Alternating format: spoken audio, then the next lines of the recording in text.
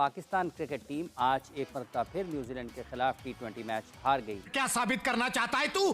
क्या साबित करना चाहता है तू? ना तो तजर्बाकार खिलाड़ी चल पा रहे हैं और ना ही नए खिलाड़ी तवक्कुआत के मुताबिक या अपनी सलाहियतों के मुताबिक खेल पेश करने में कामयाब हो रहे हैं। पाकिस्तान के लिए इस सीरीज़ में सबसे बड़ा मसला और तशवीशनाक बात पाकिस्तान के फास्ट बॉलर्स की और पाकिस्तान की बॉलिंग लाइन की कारकर्दगी है। आज भी देखें, 99 खिलाड़ी IPL खेलने जाते हैं तो उस वक्त वहाँ सिक्योरिटी का कोई मसला नहीं होता, क्योंकि वहाँ डॉलर नज़र आ रहे होते हैं। इसलिए छोटा मोटा थ्रेट हो भी तो कोई बात ही नहीं है।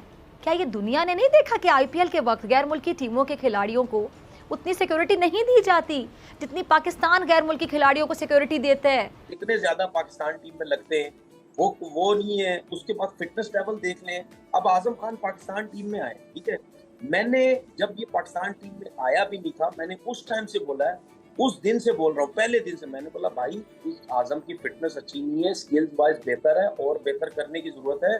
अगर आप इस लड़के की फिटनेस बेहतर करके इसको टीम में लाओ, ये और अच्छा हो सकता है।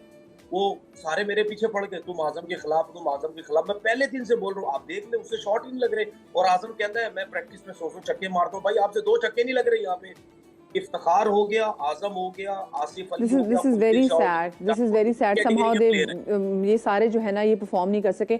लेकिन मुझे वैसे ये बताएं, जहां अब दुनिया भर में ये बात हो रही है कि जी पाकिस्तानी टीम के अंदर निहायत पॉलिटिक्स है और वो पॉलिटिक्स हमारे खिलाड़ियों की परफॉर्मेंस जो दिन ब दिन खराब होती जा रही है उससे पता चल रही है। हमारे कोच से हमारे जो खिलाड़ी हैं उनकी नहीं बन पा रही, वो भी पता चल रहे हैं। तो ऐसे में आपको कैसा लग रहा है कि कैसे इफेक्ट करेगी, अगर हम वैसे इंटरनेशनल क्रिकेट में बात करें तो दुनिया भर में कैसे इफेक्ट करेगी ये तमाम तो चीज़ें जो निकल के सामने आ रही हैं?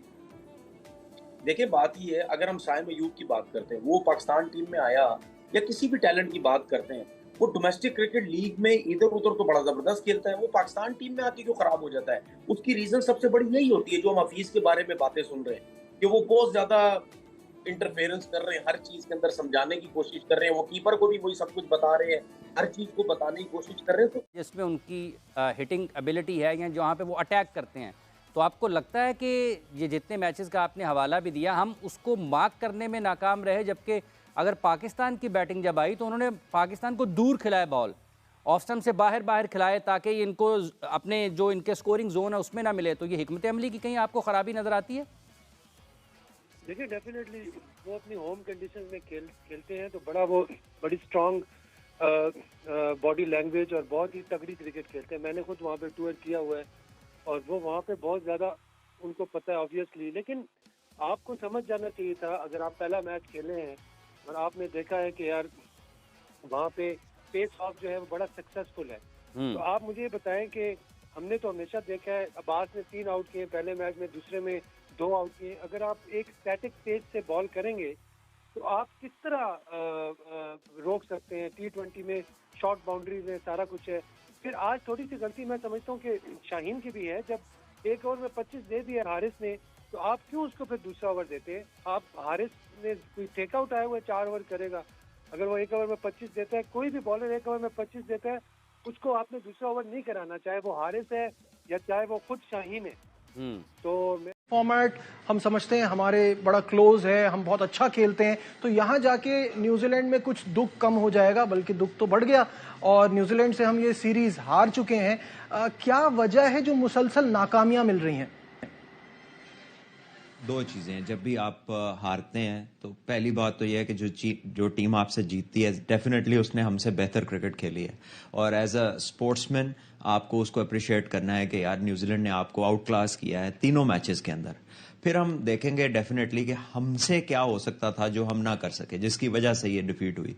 आई थिंक कि हमारे कुछ डिसीजंस, ऑल्दो के हम सैम को खिला रहे हैं आजम के साथ, हमने कुछ स्ट्रक्चरल चेंजेस किए, हमने टॉप ऑर्डर के अंदर सैम को लाए, बाबर को नीचे किया और मिडिल ऑर्डर में हमने आजम को ऐड किया।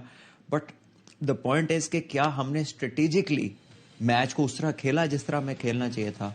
मेरा ख्याल है कि हम इससे बेहतर। जब 2 मैचेस हम हारे तो 2 मैचेस हारने के बाद हमने तब्दीलियां की, लेकिन उसके बाद भी नताइज नहीं बदल पाए। तो क्या हम कंडीशन से एडजस्ट नहीं हो पा रहे?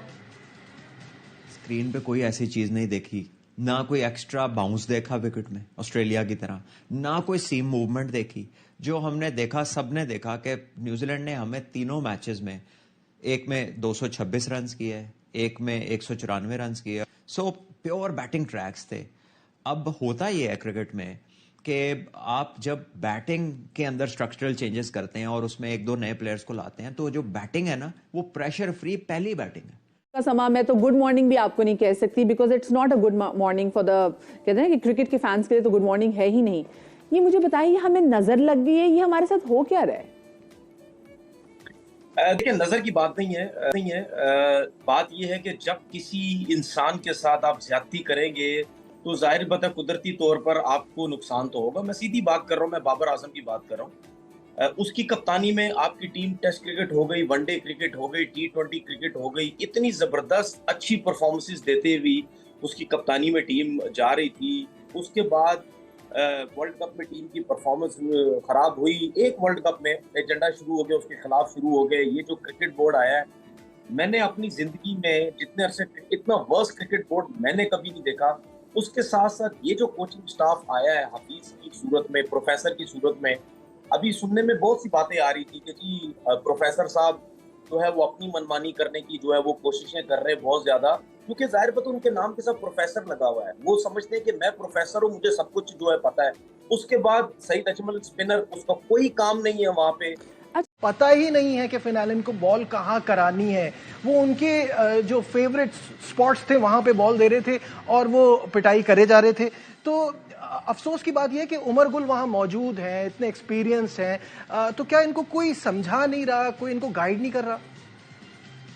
तो चीजें होती हैं, टेक्निक बताने वाला ना हो तब भी मसला है, और जरूरत से ज्यादा हो तब भी मसला है। यहां पर ना होने वाली बात नहीं, यहां पे तो 17 लोगों का कंटिजेंट है साथ, और उसमें हर ऊपर नीचे दाएं बाएं राइट लेफ्ट का कोच है। तो आई डोंट नो, फिर भी अगर स्ट्रेटेजिक फॉल्ट्स हो रही हैं तो फिर किसको ब्लेम करना है? या कोई आके कहेगा कि ये मेरा आइडिया था, कोई जिम्मेदारी लेगा?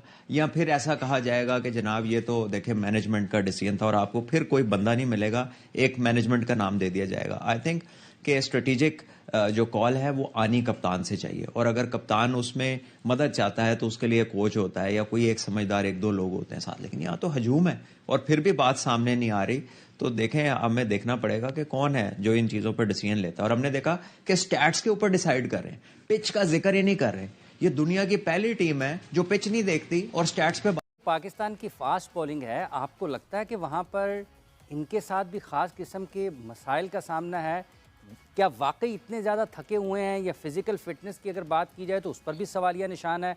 हालांकि एक गैर मुल्की फ़िज़िकल ट्रेनर हैं पाकिस्तान टीम के साथ, और गालिबन उनको सबसे ज़्यादा माहाना मुआवजा मिलता है। क्या वो भी हमारे रंग में रंग गए हैं? वो भी कहते हैं सब ठीक है, वो भी कोई सख्ती नहीं कर रहे खिलाड़ियों के ऊपर, और खिलाड़ियों को भी कोई पूछने वाला नहीं है? जो गोरे आते हैं वो पाकिस्तान के रंग में रंग जाते हैं। मैं आपको बताऊं कि एक क्रिकेटर था, वो एक कोच को जो है शर्ट्स ला के देता था तोहफे के तौर पर, तो वो बेचारे बड़े उससे मुतासिर थे। तो इस तरह की बहुत तरह की चीजें होती है, लेकिन फिर आपका कर क्या रहा है? फिजिकल ट्रेनर के ऊपर अगर आप सारा डाल देंगे तो आपका डॉक्टर्स भी तो हैं, डॉक्टर सोहेल सलीम साहब वापस आए हैं, आपका एक मेडिकल पैनल भी है, आपकी नेशनल क्रिकेट एकेडमी है जो बोर्डिंग लॉजिंग की फैसिलिटीज का मरकज बनी है। तो आप ये भी तो देखें ना, अपना मेडिकल पैनल आपका क्या कर रहा है। बहुत सारे फास्ट बॉलर्स, आपने सही कहा इमरान, कितने फास्ट बॉलर्स अनफिट हो गए। आप लिस्ट देखें, मोहम्मद हसनैन हुआ, उसके अलावा जो एहसानुल्लाह हुआ, और भी